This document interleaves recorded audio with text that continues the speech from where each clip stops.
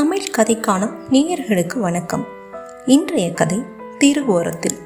ஒரு குட்டி கதை, நானே எழுதுனதுங்க. கதை முழுவதும் கேட்டுட்டு எப்படி இருந்துச்சுன்னு கமெண்ட்டில் சொல்லுங்க. வாங்க என்ன கதைன்னு பார்ப்போம். அன்னைக்கு ராத்திரி எனக்கு தூக்கமே வரல. பருவமழை காலங்கிறதுனால கனமழை பெஞ்சிட்டு இருந்துச்சு. மழைக்கும் இடி மின்னலுக்கும் பயந்தெல்லாம் நான் தூங்காம இல்லை. அந்த வாயெல்லாம் ஜீவன் இந்த மழையில் என்ன பண்ணிட்டு இருக்குமோங்கிற நினப்பு தான்.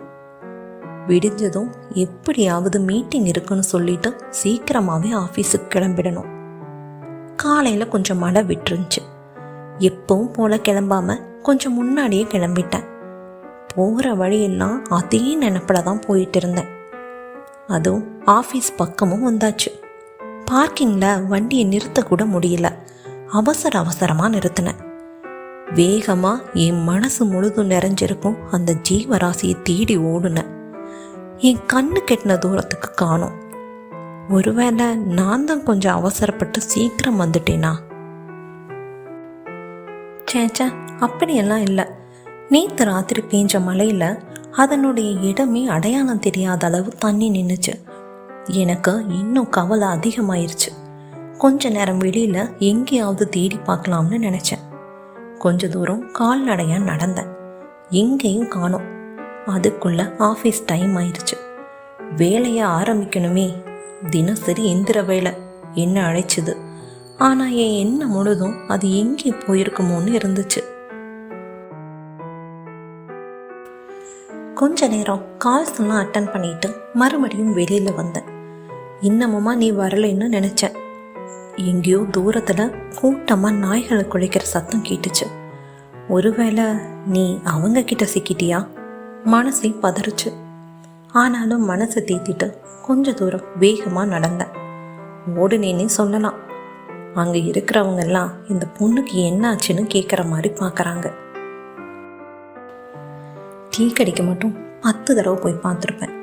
பக்கத்தில் இருக்கிற மிஸ் முன்னாடி எத்தனை தடவை போய் பார்த்தேன்னு எனக்கு ஞாபகமே வரல. அந்த நாய்கள் கூட்டமாக இருக்கிற இடத்துக்கு வந்தேன். நான் பயப்பட்ட மாதிரி எதுவும் நடக்கலை. அதுக்குள்ளே லஞ்ச் டைமும் வந்துடுச்சு. நான் இன்னும் காலையிலேருந்தே பச்சை தண்ணி கூட குடிக்கலன்னு அப்போ தான் ஞாபகம் வந்துச்சு.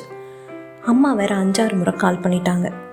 பின்ன காலையில் எழுந்திரிச்சு நேரமே மீட்டிங் இருக்குன்னு டீ கூட குடிக்காமல் ஆஃபீஸ்க்கு போகிறேன்னு கிளம்பி வந்தாச்சு. நான் சாப்பிட்டேனா இல்லையான்னு அவங்களுக்கும் கவலையாகத்தானே இருக்கும். ஒரு டைம் கால் பண்ணி பேசிட்டேன். அந்த நாள் முழுதும் வேலையே ஓடலை. எல்லாம் சொதப்பல் தான். எப்போ வேலையை முடிப்போம்னு ஆயிடுச்சு.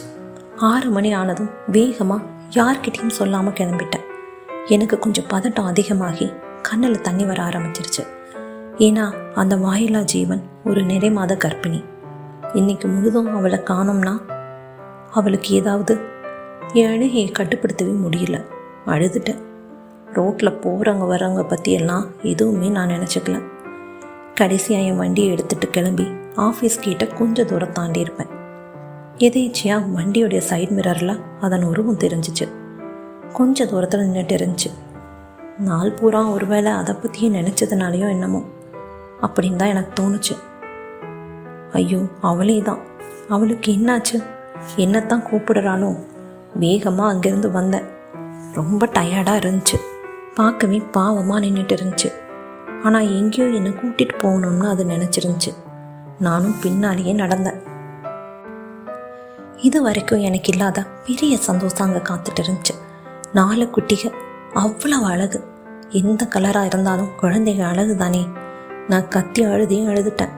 நீ அதனால தான் இன்னைக்கு காலையிலேருந்து வரலையா? வேகமாக ஓடி போய் அவளுக்கு பாலும் பிஸ்கட்டும் வாங்கிட்டு வந்து கொடுத்தேன். பாசமாக வயிறார சாப்பிட்டான். இந்த பிணைப்பை நான் என்ன வார்த்தைகளில் வர்ணிக்க? இந்த ஜென்மம் எடுத்து வந்த பலனை அடைஞ்சிட்டேன். நிம்மதியாக மழை விழாத இடத்துல அவளையும் பிள்ளைகளும் பாதுகாப்பாக விட்டுட்டு சந்தோஷமாக வீட்டுக்கு கிளம்பிட்டேன். என்ன நேயர்களே, என்னுடைய கதை உங்களுக்கு பிடிச்சிருந்துச்சா? மேலும் பல கதைகளுக்கு தமிழ் கதைக்காலம் சேனலில் இணைந்திருங்க. வணக்கம்.